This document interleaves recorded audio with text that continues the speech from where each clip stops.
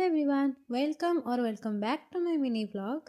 सबुठी भाइराल छतु पाग देखी देखी मोर भी छतु पाग खाया इच्छा होता किंतु मोर दुर्भाग्य कि मो पाखे पाला छतु ही नाला। पाला छतु हो कि बटम छतु हो छतु पाग तो मुझे निहाती ट्राए करी। मुझे छतु नहीं कि भल से परिष्कार कर धोई नेली आके छोट छोट पीस कर काटी नहीं तेल फ्राए कर नेली।